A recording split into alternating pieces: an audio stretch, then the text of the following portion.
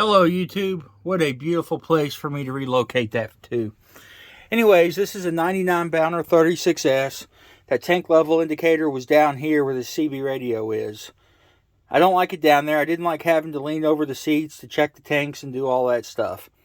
So what I did, I basically just cut the wires for the sending unit, spliced them in, ran the wire across here. You can see it dangling.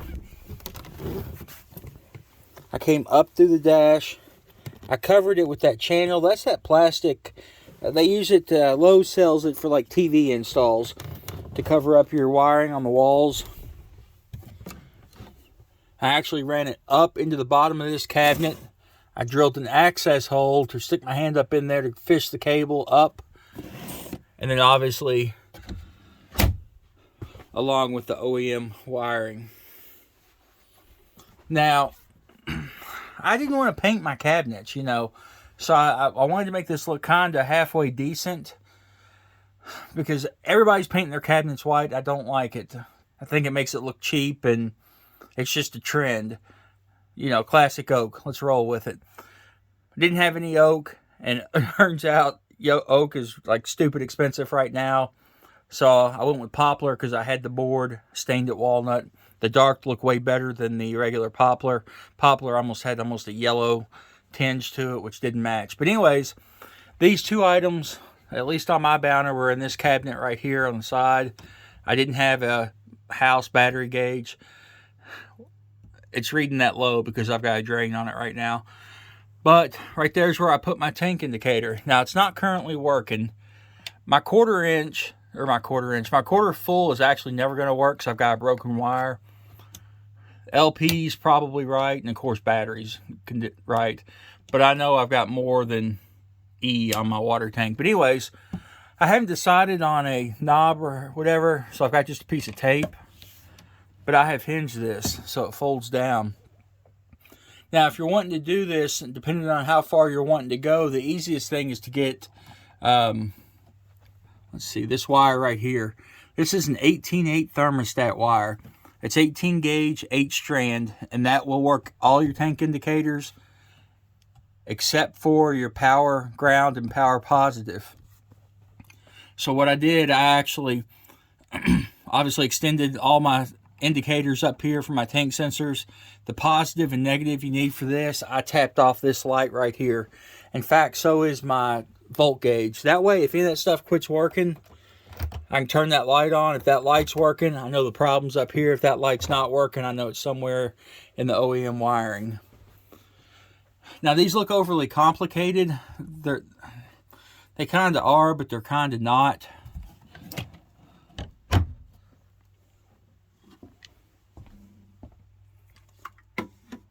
Let's see if I can get this out here where there's not too much of a shadow. This is for the tank indicator. It's the wiring schematic. And what they've done on all three of your tanks, the quarter, the half, the 3/4, and the full, all share the same wire. And the colors are correct, at least on mine. 97 to 2000, so I'm assuming that's the year range that it fits. You know, this is what published in 96. So I'm assuming it's 97 through 2000, but all these colors are correct from what I can tell. My blue wire has actually got a break in it. The blue wire, if you trace it, it is for the 1/4 inch. But if you're having any issues with this, this is a good piece of documentation to have. You can actually pause it there if you need to.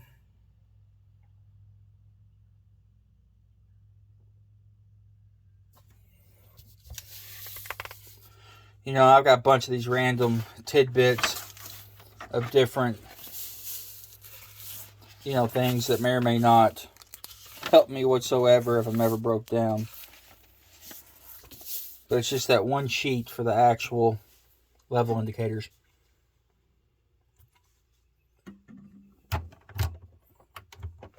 Anyways,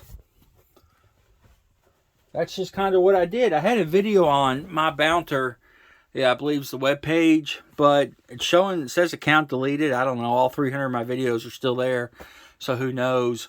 But that's kind of what I've done. You know, I put it high enough that I've got head clearance going in and out of the door.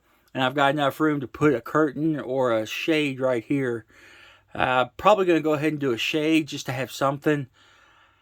You know, if I use it, great. If not, it's easy to take off, because I've still got to do either window and the windows behind me before our trip in 2 weeks. But I basically just wanted to do a quick video of the relocation of this panel and just one way that you could do it. Like I say, the biggest thing is put it wherever you want to, but the best wire to use is an 18/8 thermostat wire. And I don't know what I paid for it. It wasn't very much, maybe $30 for a 50-foot roll off Amazon.